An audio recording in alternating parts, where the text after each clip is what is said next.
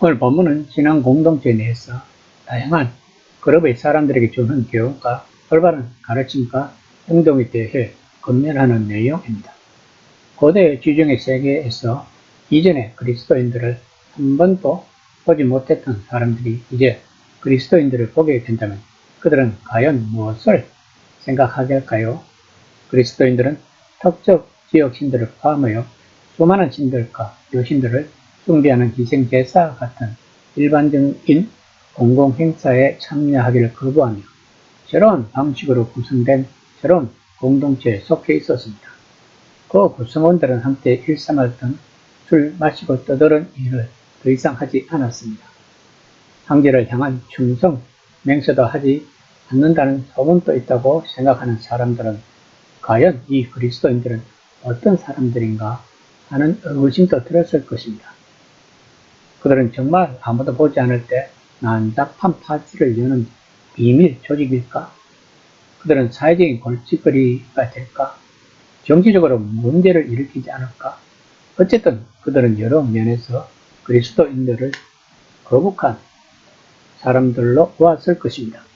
그들은 정기적인 희생제사와 유교의식에 참가하지 않았고 황제에 대한 태도도 그들을 곤란하게 할 수 있었을 것입니다. 그러나 초기 다른 기독교 교수들처럼 바울은 그리스도인들이 곤란한 상황에 처한다면 그것은 분명히 예수를 믿는 것 때문이어야지 믿지 않는 사람들이 비난하거나 조롱할 만한 우수적인 것들 때문이어서는 안 된다며 경계하고 있는 것입니다. 즉, 삶의 어떤 경우든 그리스도인들은 비난이나 조롱을 당하는 일이 일어나지 않도록 해야 한다고 강조하고 있는 것입니다. 바울은 그 지침을 본문에서 말하고 있는 내용입니다. 2장 1에서 2절입니다. 오직 너는 바른 교훈에 합당한 것을 말하여 늙은 남자로는 절제하며 경건하며 신중하며 믿음과 사랑과 인내하며 온전하게 하고 본질에서 말하는 늙은 남자는 교회 직분자만 아니라 모든 남자를 가리키는 것입니다. 원래는 술 마시는 것을 절제하라는 뜻입니다. 술을 마시다 보면 자기 자신을 절제하지 못하고 의미를 손상하게 한다는 것입니다. 예전에는 오늘날처럼 핵가족이 아니었을 것입니다. 다시 말하면 몇 대가 함께 모여 사는 대가족이었을 것입니다. 그러면 본질에 나오는 늙은 남자들은 그 가정의 영적인 지도자가 된다는 것입니다. 그 영적인 지도자가 경건하지 않고 신중하지 않고 믿음과 사랑과 인내함을 보여주지 못한다면 그의 자손들이 온전한 그리스도인으로서 자라지 못할 것입니다. 바울은 지금 그리스도인다운 삶을 살아가라고 권면하고 있는 것입니다. 이어서 바울은 늙은 여자에 대하여 권면합니다. 2장 3에서 5절입니다. 늙은 여자로는 이와 같이 행실이 거룩하며 모함하지 말며 많은 술의 종이 되지 아니하며 선한 것을 가르치는 자들이 되고 그들로 젊은 여자를 교훈하되 그 남편과 자녀를 사랑하며 신중하며 순전하며 집안 일을 하며 선하며 자기 남편에게 복종하게 하나 이는 하나님의 말씀이 비방을 받지 않게 하려 함이라.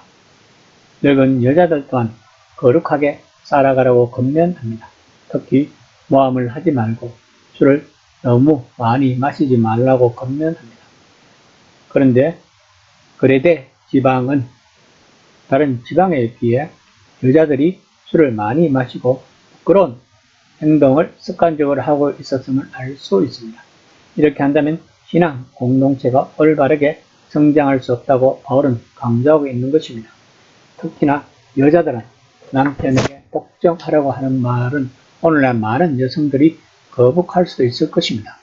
그러나 우리가 알아야 할 것은 성경은 어느 특정한 시기에 특정한 사람들에게 하나님의 진리의 말씀이란 것입니다. 다시 말하면 본문은 2000년 전에 항구가 2개나 있는 그레데 섬의 교회 성도들에게 전하는 말씀이란 것을 명심해야 한다는 것입니다. 즉 본문을 가지고 부부 싸움을 하면 안 된다는 것입니다. 바울이 남편에게 복종하라는 것은 그 가정의 영적 지도자의 지위를 인정하라는 것입니다. 쉽게 말하면 부부 서로가 서로 존중하라고 권면하고 있는 것입니다.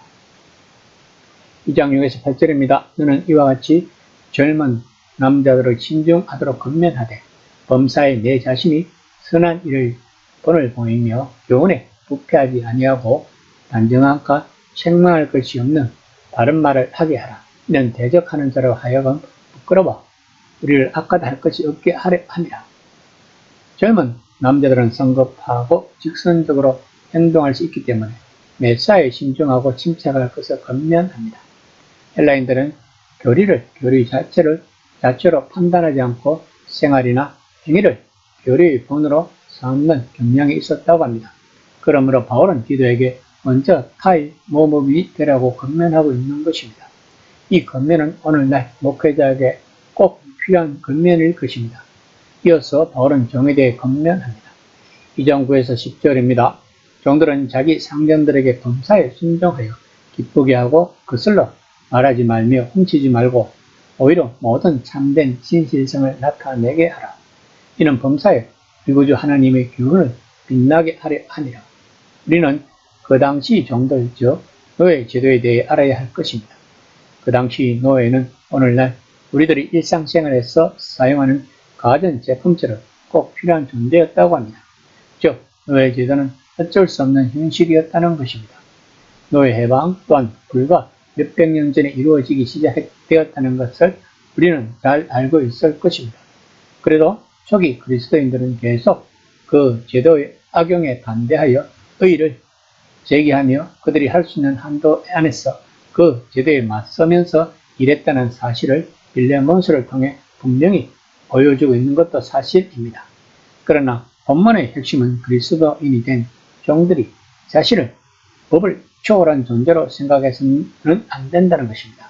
만약에 어떤 종이 나는 세상의 왕, 즉 예수 그리스도의 종이지 그의 종이 아니라고 하면 그리스도의 사람들이나 다른 지역 사람들은 그리스도인들을 어떻게 생각할까요? 이 새 종교 집단은 말씀을 일으킴으로 근절해야 한다고 생각할 수 있다는 것입니다.